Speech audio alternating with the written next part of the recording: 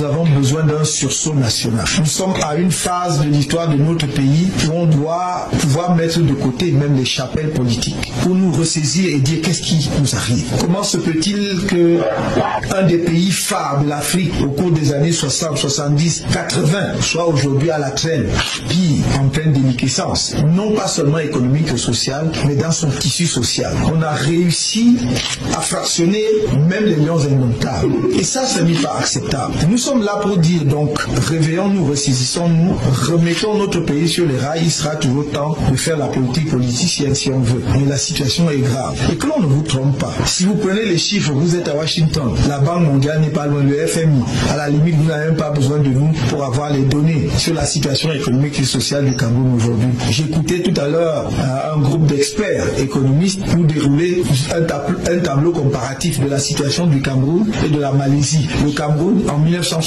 avait le même PIB par habitant que la Malaisie. Aujourd'hui, je crois que j'ai plus retenu les chiffres, mais le PIB de la Malaisie est multiplié, est 10 fois, ou si je ne sais plus combien, 17 fois le PIB du Cameroun. 17 fois.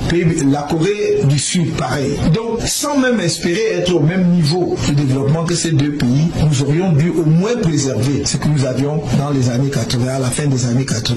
Et même cela, nous n'avons plus. Donc, ce n'est pas, je ne sais quelle sorte de critique, vaine critique pour la critique, que l'on s'attaque à ce que le régime actuellement en place fait au Cameroun. C'est un désastre. Je crois qu'eux-mêmes, je ne sais pas, il va falloir qu'à un moment donné, ils se secouent un peu pour se réveiller et pour réaliser qu'ils sont en train de mener le pays à la catastrophe. Ça n'est bon pour personne. Que l'on ne vous trompe pas en parlant de je suis originaire de... Non, c'est tout le Cameroun qui souffre. Quand vous allez à l'hôpital, on ne fait pas de distinction. Quand j'ai entendu ces fumisteries, le tribalisme ou l'ethnisme, je me suis dit où on est. Lorsque vous allez à l'hôpital, vous demandez le nom de l'infirmière ou son identité, vous remettez votre santé entre ses mains. Il ou elle peut être originaire de n'importe quelle région. Mais on veut vous faire croire que désormais, vous devez savoir d'où vient l'infirmier ou l'infirmière ou le médecin pour être sûr qu'il vient de votre région et que votre santé donc sera sauve. Ça n'a pas de sens. Si vous faites un accident dans la rue, vous savez, celui qui va vous ramasser ou relever, non, vous n'en savez rien. Donc arrêtons cette absurdité. Comme je l'ai dit hier, personne d'entre nous n'a choisi de naître là où il est né. Et avant d'ouvrir nos yeux, nous découvrons que nous sommes nés dans un coin du Cameroun ou dans un coin de la planète. On aurait pu naître au pôle Nord ou ailleurs. Ce qui importe, c'est de regarder chaque être humain avec le respect qui lui est dû en tant qu'être humain, de respecter sa dignité. Et si vous avez des griefs contre lui, d'avoir ces griefs sur la base de son comportement et non pas de préjugés grégaires. Il n'y a pas de communauté parfaite, il n'y a pas de pire communauté dans l'absolu.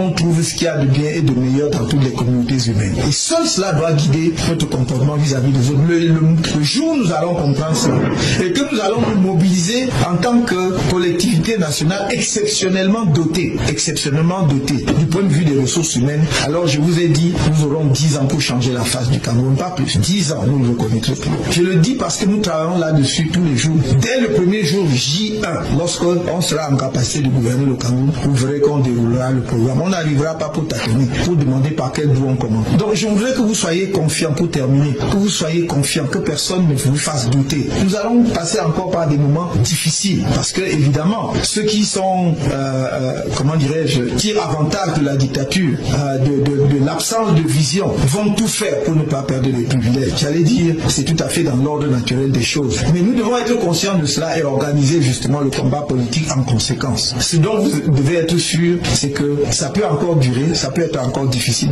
mais nous allons atteindre le but. Et rien ne nous divertira par rapport à cet objectif. Pour construire un Cameroun nouveau, bon pour tout le monde, y compris pour ceux qui le détruisent aujourd'hui. C'est cela notre engagement et c'est ça notre vision du Cameroun. Nous avons un rôle particulier dans l'histoire de l'Afrique et je crois que les décennies à venir vont vous montrer ce rôle particulier que le Cameroun a. Je vous remercie et je suis entièrement heureux. Merci beaucoup.